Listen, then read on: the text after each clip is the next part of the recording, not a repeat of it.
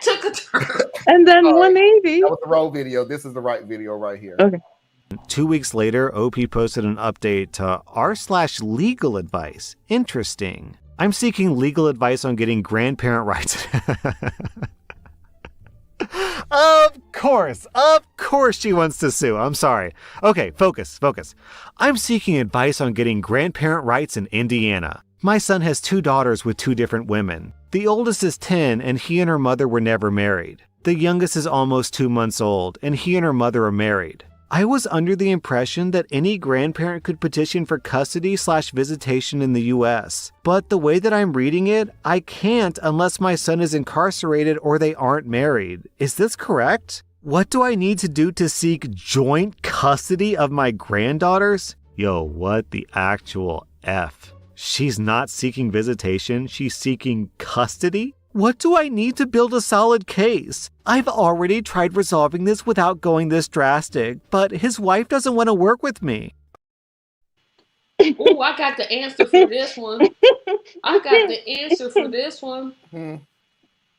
Honey, you need to move to a different state. Nope. We're talking about the Nope. KKK state. No, let me make my point. We are talking about Indiana. You ain't got no rights.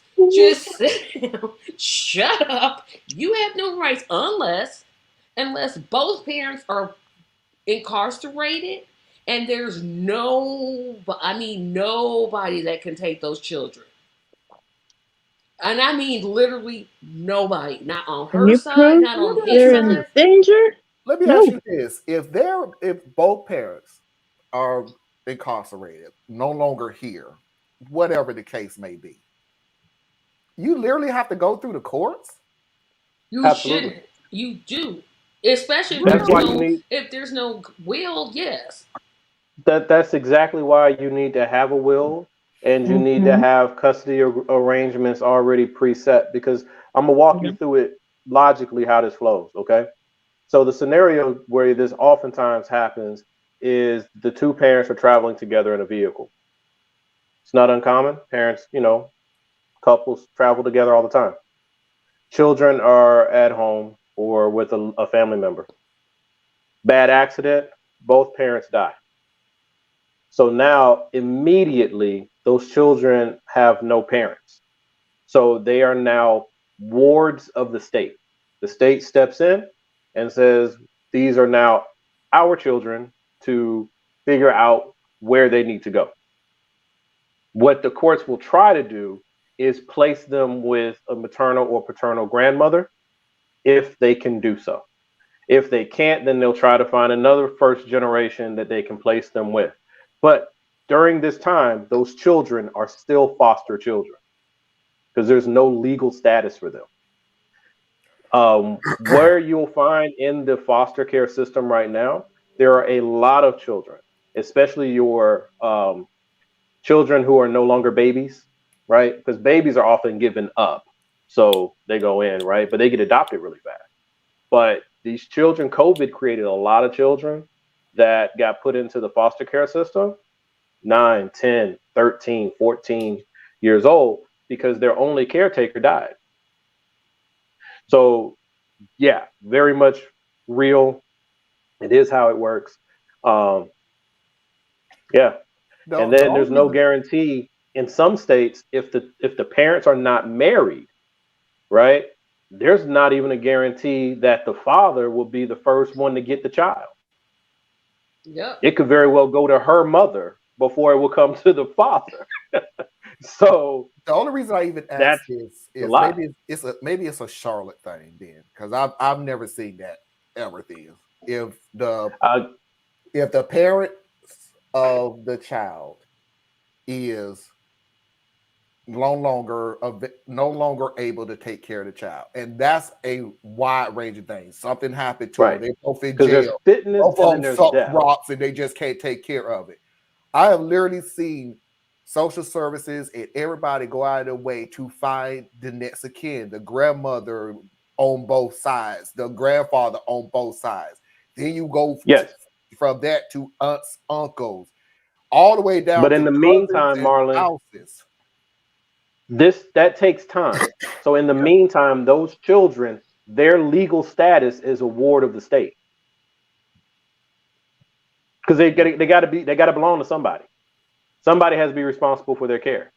So while the state is trying to do that, they get a social worker involved, they do all that stuff, and start trying to figure all this stuff out, and the courts are going on and all that. They're foster children.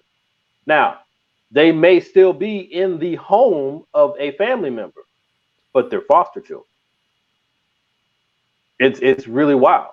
So that's probably why you haven't seen it so much, because the kids that do fall into the hole, they get sucked all the way into the foster system, you won't see them. Because that's one of the saddest parts about the American structure. We don't look at things that we don't want to be bothered with. So foster children, we know they exist, but their day-to-day lives, how we as a society treat them and care for them, black hole. They're literally like discarded. And then when they turn 18, if they were never adopted, whether they're in a group home, which ain't nothing but preparing you for jail, or they're in a foster home, which means they've been moved around constantly. When they turn 18, either they go to college, because the state will help with them going to a state college. Well, at least they will in Georgia. Let me preface that. But if you don't go to college, you just out. Right? You got nowhere to go. You go straight to the streets. Well, okay. Let's move on to the next video then. I'm not disagreeing with absolutely nothing Diaz is saying. Yeah. So just a heads up, the woman still winds up going to a lawyer. I have to show this video because for the first time during all of this crap, we finally hear from Beatrice. But doesn't go too well for grandma. Well, I apologize to my daughter-in-law for all the things my son listed. Since I'd received feedback about it being my son's job to handle his family, I told him my apologies to pass them along to his wife, and I waited. However, I got no response from B. No thank you, no trying to bury the hatchet, nothing. So last Friday, I made an appointment with an attorney to discuss grandparents' rights and had that appointment on Tuesday. The lawyer told me that I had a good chance with my older granddaughter, but that I would likely get nowhere with the new baby. I filled out some paperwork to get the process started, but Tuesday night, I was questioning if I was doing the right thing. I called one of my friends to discuss it, and I was seriously considering not moving forward with it after talking to her. Then, yesterday, I received this message from B. Uh-oh.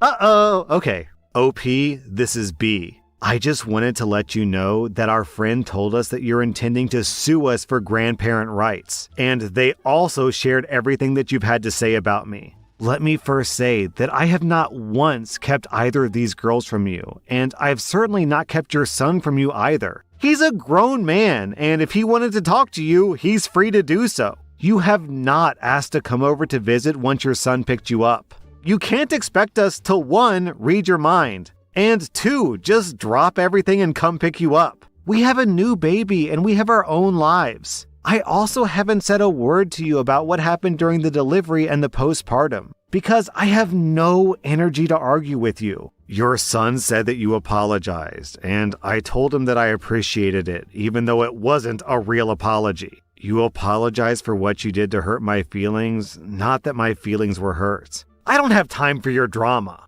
For the record, though, what you said was absolutely disgusting. I almost died.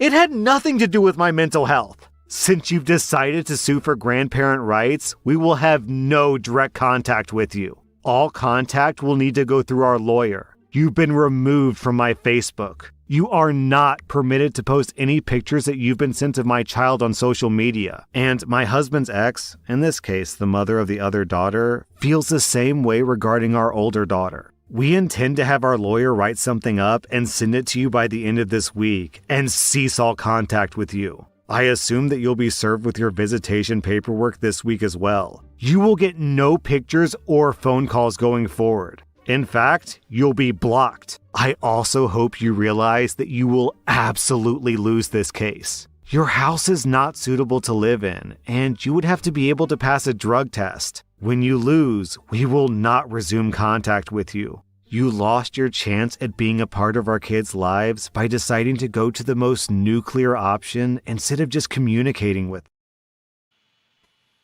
them. Dang, she went all postal with it. She read her for filth. Whoa. Enough is enough. Okay, there is a time when you ignore. There's a time when you discuss it. There's a time where you just go into your separate corners.